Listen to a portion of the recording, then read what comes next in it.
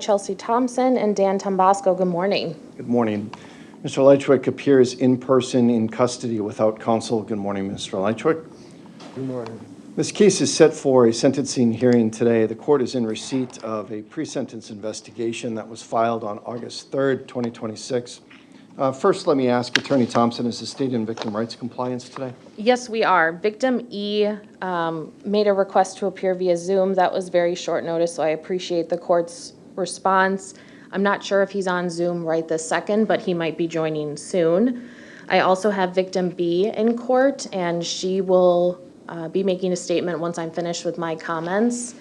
Additionally, in the last few days, we have received restitution requests. I do not believe that a copy had been sent to Mr. Lychwick in the jail. Actually, it was. So I don't know if he has that with him, but victim B is requesting restitution in the amount of $1,400.96 related to medical bills. And then CBC filed a claim as well, and that amount is $20,458.57. And that is for? Crime victim compensation for lost wages and funeral expenses. My restitution specialist is on top of it.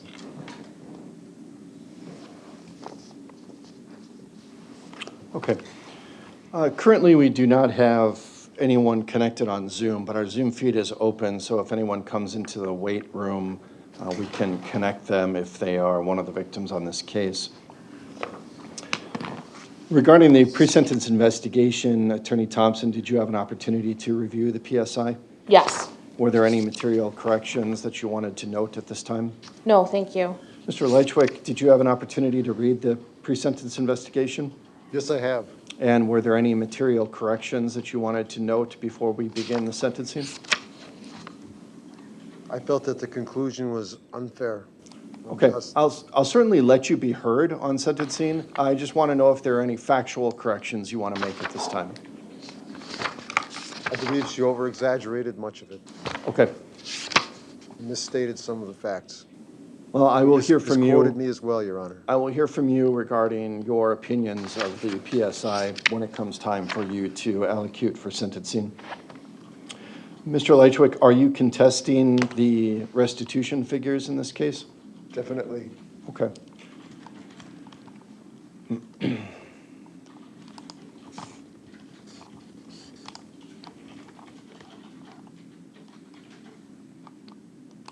Attorney Thompson, do you have the supporting documentation for those restitution numbers? In my file, yes, not in paper copy. I don't have paper copies with me. But they were sent to Mr. Lychwick in the jail. I have them here in my file, Your Honor. Okay. Are you disputing the amount, Mr. Lychwick, or are you disputing whether or not you should have to pay those? I am disputing my responsibility for this charge. Are you stipulating to the amount? To the actual fact that I'm being charged this amount. Or No, I anything. get that, Mr. Lychwick. What I'm asking is, are you disputing the amount of the restitution?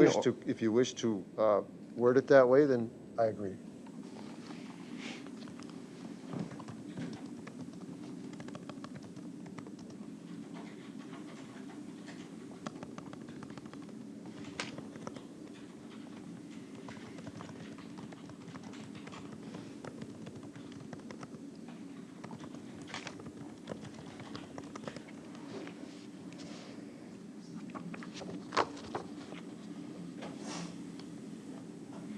Attorney Thompson, do you have, excuse me, let me rephrase that. Would you be prepared to go forward with the restitution hearing today? No, I have not even looked at them. I didn't realize it was filed until this morning. Or I didn't realize we had received it. That's...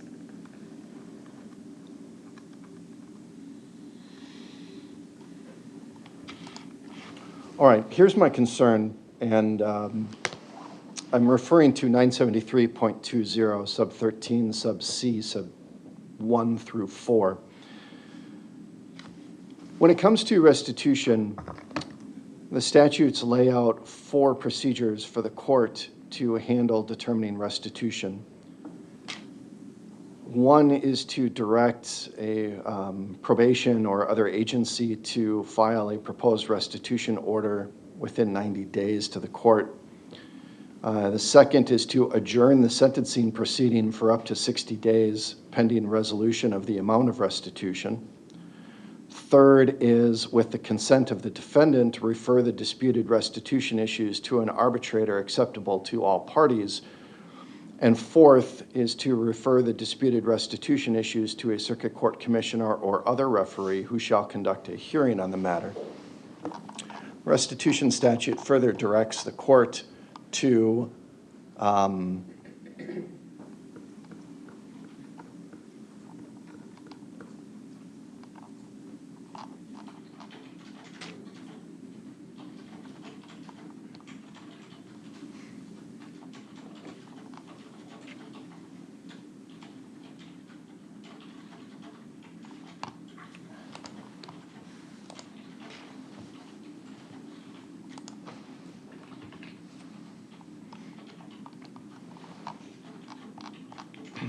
(973.21 sub 13 sub C) says the court, before imposing sentence or ordering probation, shall inquire of the district attorney the amount of restitution.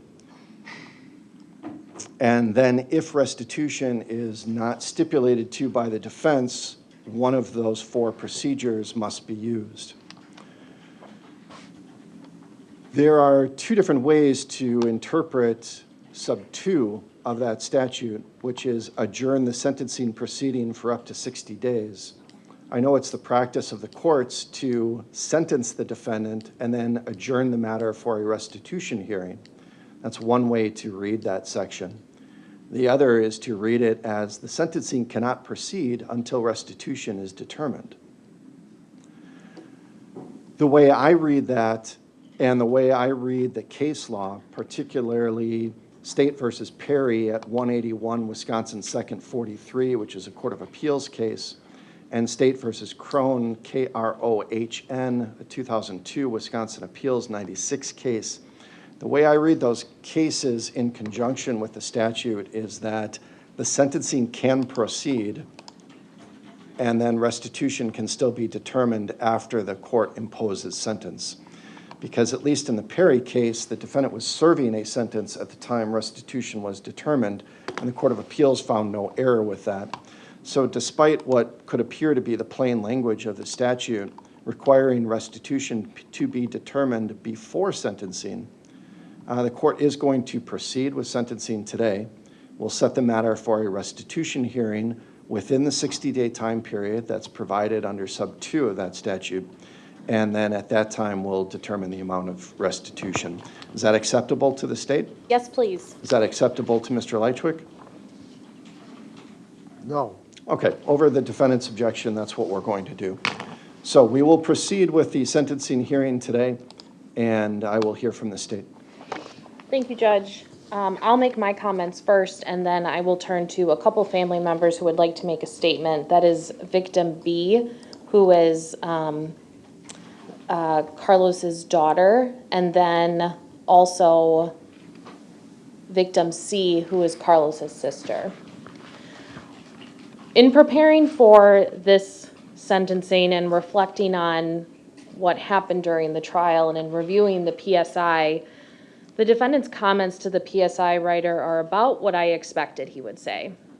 This whole narrative that he has spun this entire time about cops forging things and planting evidence, it's exhausting to listen to, and it's absurd. The defendant talks about how he can just never do anything wrong, that he's the victim. He's always the victim. None of his accusations are legitimate.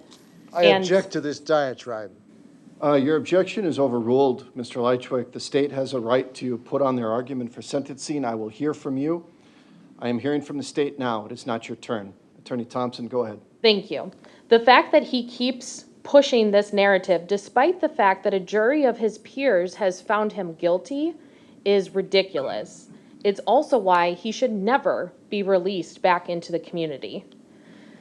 When we look at that particular part of the PSI, he talks about filing a complaint against an officer back in 1982 when the officer tried to run him over, in his words.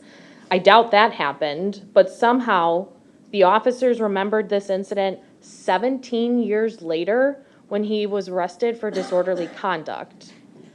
The next part is interesting because when the defendant is asked if he kept track of the officer, he said yes.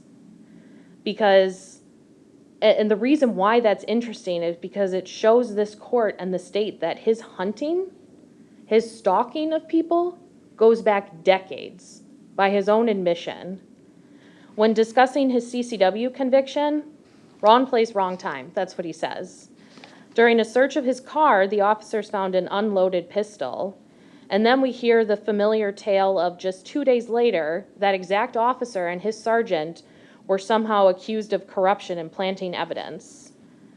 The writer confronts Mr. Lychwick with his timeline about an incident that happened in the city of Milwaukee that changed his mind about wanting to be a police officer.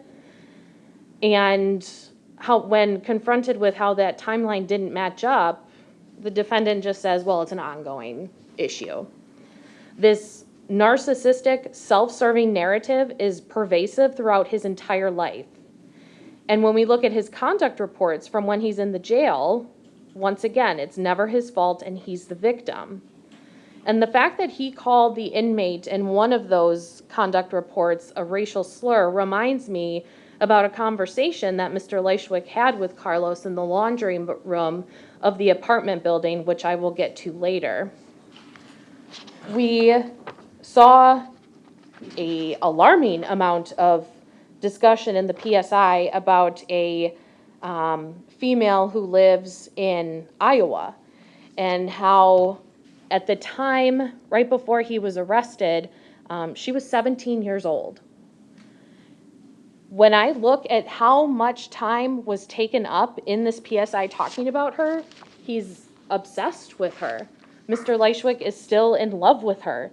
He talks about how they met online and they would converse through various social media accounts, one of which was Kik, which I know this court is very familiar with, and we see it often in sensitive crimes type of cases. But in Wisconsin, she's underage. He is 60 years old, trying to have a relationship with a 17-year-old. He has searches of the ages of consent in various states, Iowa, Minnesota, Wisconsin.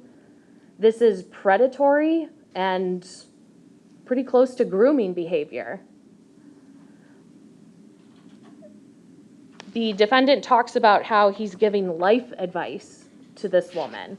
But when we look at who these women are and their circumstances at the time in their lives when they meet Mr. Lychwick, he's preying on them because he gives them all the attention that they want or need, and he thinks somehow he can guide them in life. When we talk about the female who we heard a little bit about in the trial, the one who lived in Minnesota, when we look at all of the searches and the notebooks and the paperwork and the documentation that Mr. Lychwick had gathered on this individual from Minnesota, I think she was the next target. Because she had the most information about her in all of his records. Again, with this lady from Minnesota, they met online. He says in the PSI that he is still deeply in love with her. When Detective Stern spoke with this individual, because once we found these hit lists and these operations notes, we did attempt to contact all of these people to, one, determine if they were real, two, determine if they were safe, and three, warn them and try to figure out the connection between them and Mr. Lychwick. So when Detective Stern spoke with the female from Minnesota, she talked about how her and Mr. Lychwick would drive back and forth between Waukesha and Minnesota to see each other. She said they mutually broke up because the relationship was not working but that Mr. Lychwick was angry, and he would call her names like bitch and whore when it ended. She said that she had been to the Waukesha apartment a few times to stay with him, but that she never interacted with any of his neighbors. But she stated that she recalled Mr. Lychwick once pointing to a neighbor's door and saying something like, "This is Carlos. We'll have to hang out with him sometime." But otherwise, she doesn't have a memory of or any interaction with Carlos. Mr. Lychwick talks about how that he never wrote in this notebook, and that somehow the police use an AI software to mimic his writing. I don't know. But his obsession with these women gives him away, because on the one hand he says, not my notebook, didn't write it, don't know what this is, cops planted it. But then he spends pages talking about these women who are written in this notebook. It's his notebook, his handwriting, in his apartment, and oh, by the way, we sent that handwriting sample and known handwriting samples to the FBI, and that analyst determined that Mr. Lychwick is the author. So when we listen, or when we read his statements in the PSI and compare it to the evidence here, he just can't help himself. He can't keep up with all these stories that he's spinning. Mr. Lychwick talks about how he didn't know Carlos. Well, number one, you're neighbors. Number two, there are reports that the Ms. Rose talked about, and there are reports about Mr. Lychwick complaining because Carlos would play his music too loud. When I spoke with Carlos's daughter prior to the trial, she talked about a time that Carlos said he was in the laundry room and he had taken Mr. Lychwick's clothes out of the dryer so he could continue doing his laundry.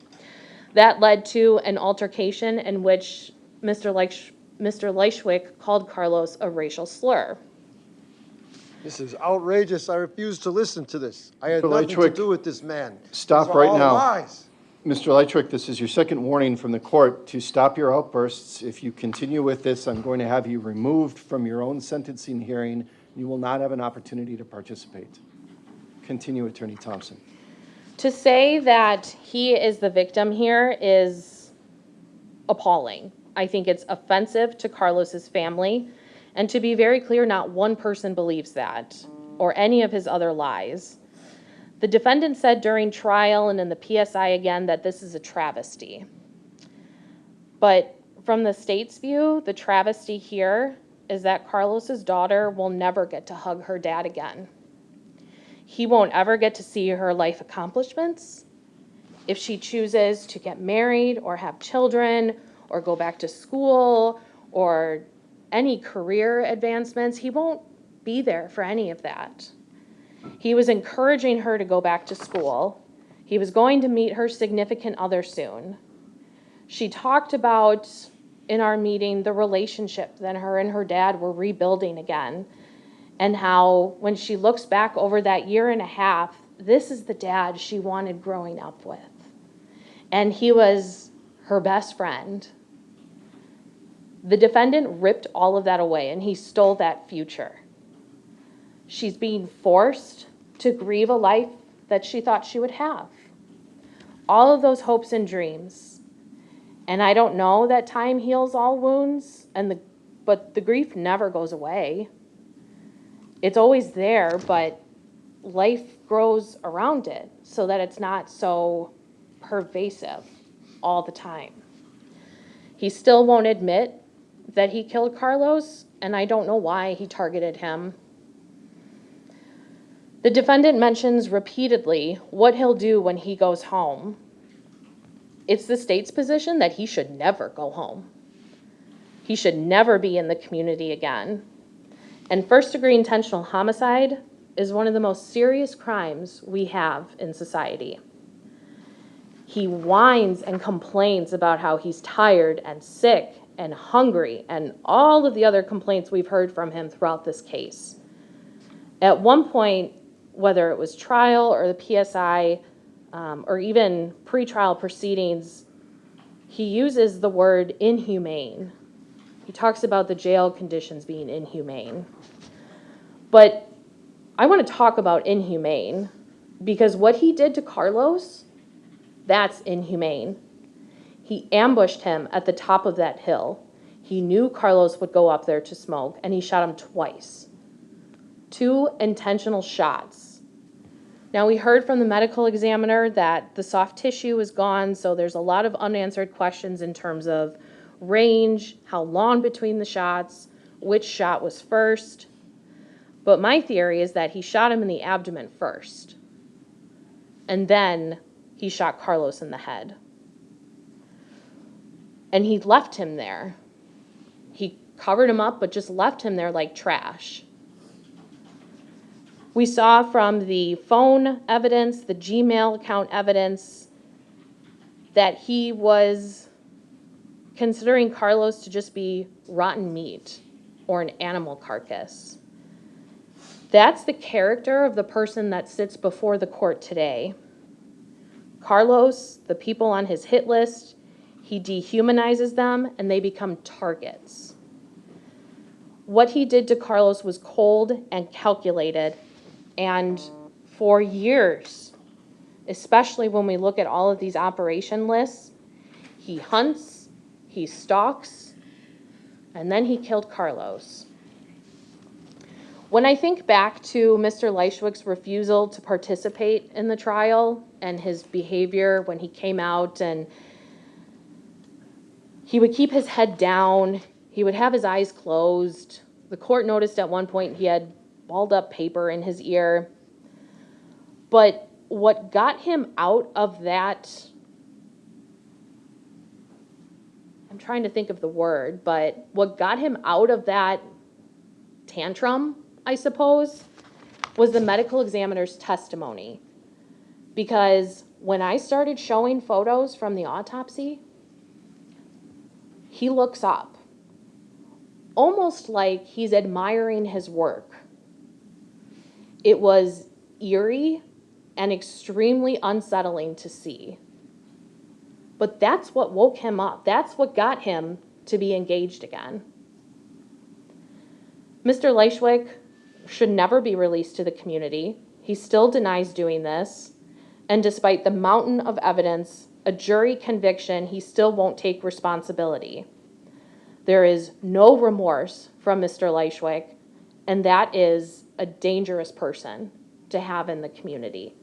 And that's a risk that this court and the community cannot and should not take. So the state is asking the court to sentence Mr. Lychwick to life in prison without the possibility of any kind of release. At this point, I would turn to the family, either victim B or C. All right, we'll hear from the family of the deceased victim. I'll remind any media covering the case that the court's media order from the trial still pertains to the sentencing part 2. So I ask that the victim names not be used and that they not be filmed, but the audio can certainly be recorded. We'll get them a microphone.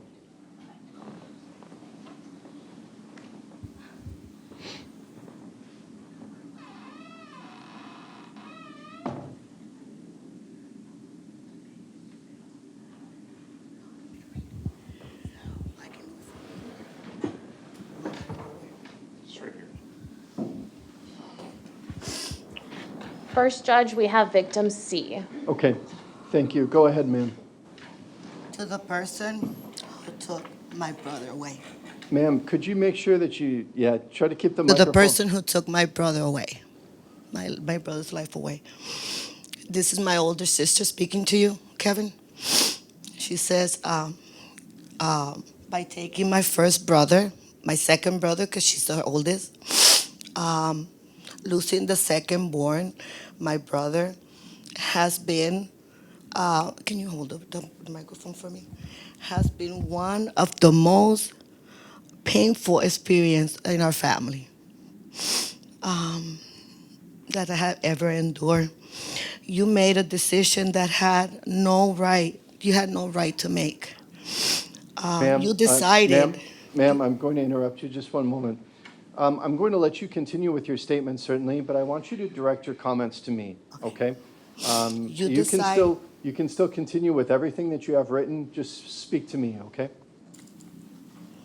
You decided that my brother's um, life should end. You took it upon yourself to play God. Sorry.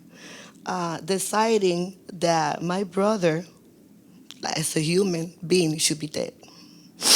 Um, but let me let you know, you're not gone. You're not gone. My brother had already been given a second chance in life. He had fought through cancer and endured what he had endured, and came out of other side, came out to the other side. Finally, we went. We were so happy. We were celebrating his life and looking forward to do years with him. Uh, we watch we watch him begin his life again, and we were grateful that he had a second chance in life that you took. You did not only murder my brother, you changed your whole family. You changed our lives forever. You took a son from a mother, a brother from sisters and brothers, and a whole future from us. Um, there are family gatherings and ordinary days that we won't have him anymore, and that's going to be very painful. Someone who should be here with us is missing. Our mother has Alzheimer's disease, and she's as painful as it is. We're grateful that she really doesn't understand that someone is missing. We always tell her her baby's coming. He's around. She has already endured more tragedies, and the loss of another child is devastating. We are thankful that she has this condition. She doesn't know what's going on. Because it's really hard to explain to her that he's not coming to that birthday. And that's something that you're never going to give us back. As a Jehovah's Witness, I chose not to fill my heart with hate. My faith reaches me the truth, the trust of Jehovah. And I leave justice in his hands. That does not mean what you did is forgiven or forgotten. It means that I do not have to become consumed by the darkness of what you did. You will have to live with consequences of your action. You may try to justify or distance yourself from what happened, but the fact remains: the human life was taken, and an entire family was left empty to carry the pain. My family will continue living. We will continue loving my brother and speaking about him and remembering him. We're not going to forget my brother. One day, justice will completely in Jehovah's hands. Until then, I would not I would not give you the satisfaction of destroying my peace. My brother lives life meant something. His family lost him, and his memory will always remain with us. Thank everybody for all the work you did, and please bring justice. Thank you, ma'am.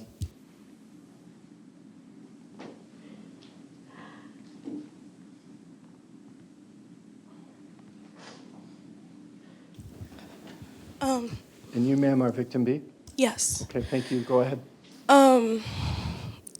I forgot my actual notes at home, so I'm kind of just speaking from the heart. But throughout this entire time, it has been the hardest time of my life.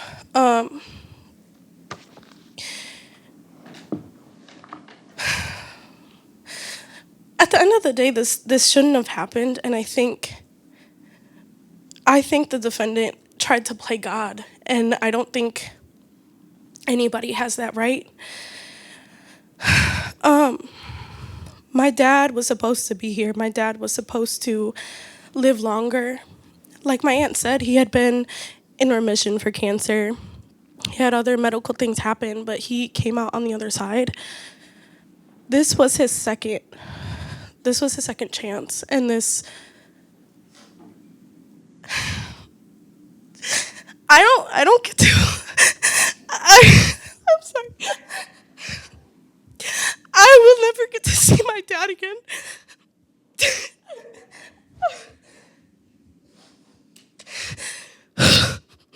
Throughout this entire time, Kevin has made this about himself. He has made this extremely hard.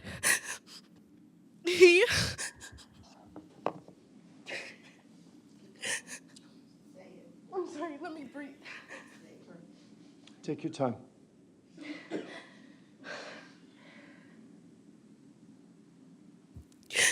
He has made this all about himself. He can't admit what he did, even though all the evidence is there. He claims that other people did this to him, and I bet this has been something that he's been doing his entire life, of blaming people for the actions that he committed.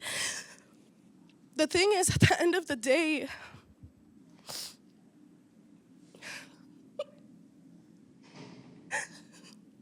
maybe God will forgive you, but I won't. I won't. I will never forgive you. My dad, he wasn't perfect, but he was trying. No person is perfect in this world. I will admit that. But my dad was trying to be better, and he was better to me. He became my best friend the last year of his life. I lost. He wanted to meet my boyfriend. That was the last conversation we had.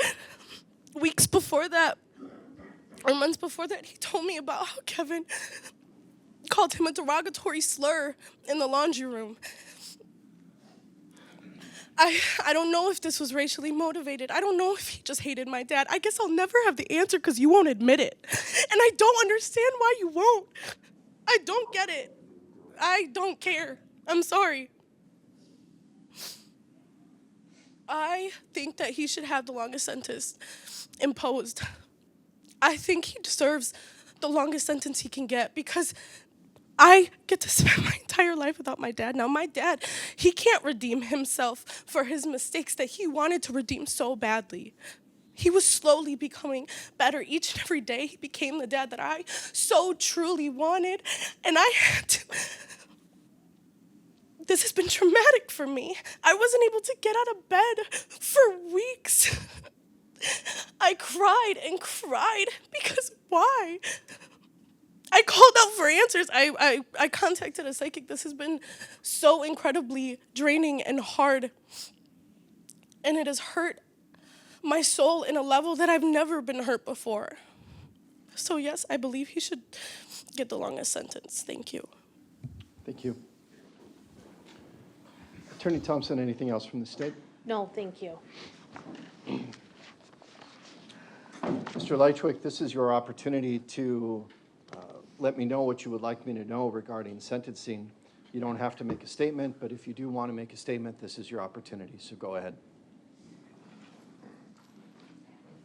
First of all, the prosecution, they're relating the PSI report, which was badly written and exaggerated, full of misquotes. I didn't bring the report with my notes on it with me because I didn't think I would need it, but I was going to address that later upon appeal. But I must say that it is absolute libel and slander, and I've had to sit here and endure this. The court and the prosecution and the police here have strung the poor decedent's family along and played them, just as they have done me. And they have left the guilty parties out there. I believe there was more than one person involved, and one of them is on the run, having been called to testify here on a subpoena and is now in contempt of court. I wasn't able to bring that up, and many other facts up in court. The prosecution, Ms. Thompson, kept bringing up and accusing me of things that were not brought up in trial, that I did not have a chance to object to in trial. She's had a chance to use that to libel and slander me here now. At this time, I would like to give my summation to the court. Is that appropriate, Your Honor? This is your opportunity to allocute, Mr. Lychwick. I address the court on this dark day for justice by declaring again my innocence in this matter. At no time have I ever killed anyone, nor did I have any part of the tragedy that befell the decedent, Mr. Maldonado. I did not know this man, nor did he know me. I do not know his family, nor do they know me. My forced trial in this matter was a travesty of justice. I reaffirm this. And I shall fight to clear my good name and overturn this unjust conviction as long as it takes, and to see that justice is served upon those who have wrought this immeasurable suffering upon myself and upon the relatives and loved ones of Mr. Maldonado as well. At this time, I have nothing more to say to this court. All right, Mr. Lychwick. Mr. Lychwick, when the court imposes sentence, it must consider three primary factors: the seriousness of the offense, the need to protect the public, and your character. Sentencing should have the objectives of furthering your rehabilitative needs while also providing a deterrent effect so you don't do this again when others like you or similarly situated think twice before doing this, and to punish you for what you did do. Mr. Lychwick, your protestations in this case are the fantasies and the ragings of a narcissist. That's what it comes down to. There was a mountain of evidence that was overwhelming that proved your guilt. And instead, you complained and complained and made it about you. This is the most serious offense that we have in our state. The legislature has determined that the appropriate punishment is life imprisonment and leaves it to the discretion of the trial court whether or not to make you eligible for release. The hiding a corpse count carries with it a 12.5-year sentence. It is also a serious crime. The need to protect the public is paramount in these cases. It goes without saying, anyone who believes they have the proper motivation and right to kill someone else in cold blood, as you did, and as the state said, probably execution style, the community needs ultimate protection from that person. And the only way the community can be protected is through confinement. Your character, Mr. Lychwick, is aggravating in this case. And I say aggravating in the context of whether you have a more mitigated character or an aggravated character. It is aggravated. The stunts that you have pulled are the last-ditch efforts of someone who recognizes that their reckoning is coming. And today, Mr. Lychwick, you are out of stunts, you are out of options, you are out of tricks, you are out of carnival acts. Today, your reckoning has come. And justice will be served on you today, Mr. Lychwick. To Mr. Maldonado's family, I know that you come to court seeking justice. And in a homicide case, that justice can never be delivered.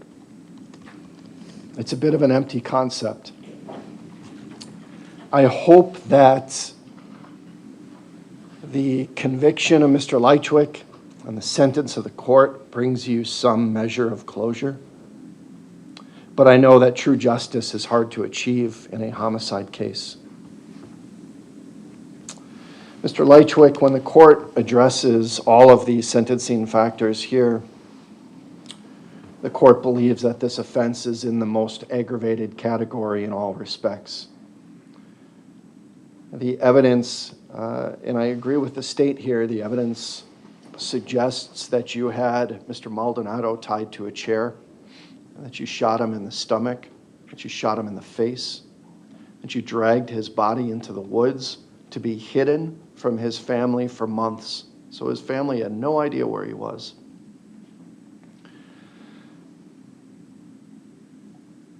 This isn't the most aggravated case.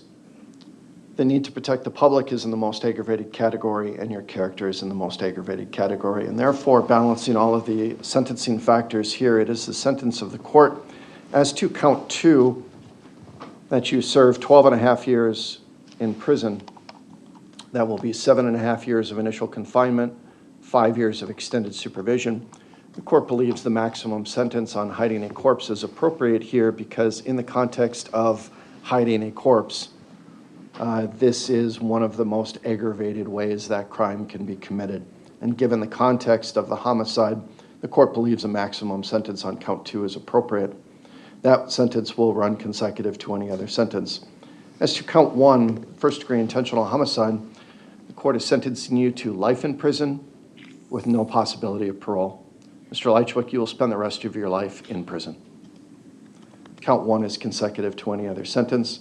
The defendant is not eligible for any release programs. Conditions of extended supervision will be set by the Department of Corrections on the hiding a corpse count. Mr. Lychwick, you will be entitled to sentence credit. That will be 621 days of credit. The total financial obligations with the court costs in this case will be $1,036. That will be paid from prison wages as governed by Wisconsin statute.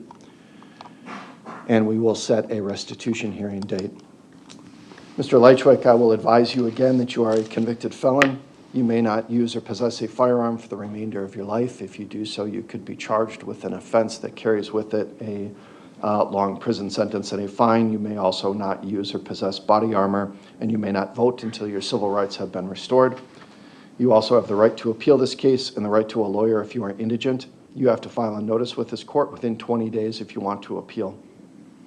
Let's set a date for restitution.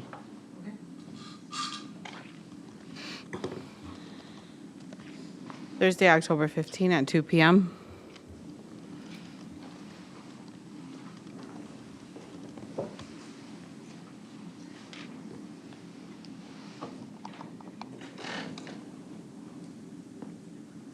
That's fine for the state. All right, that will be the date for restitution. Attorney Thompson, I request that you file those documents with the courts within the next week. I will do that. Thank you. Thank you. Anything else from the state at this time? No, thank you. Mr. Lychwick, anything else? I wish to file my appeal and direct and motion to seek post-conviction relief. File your motion. We are adjourned.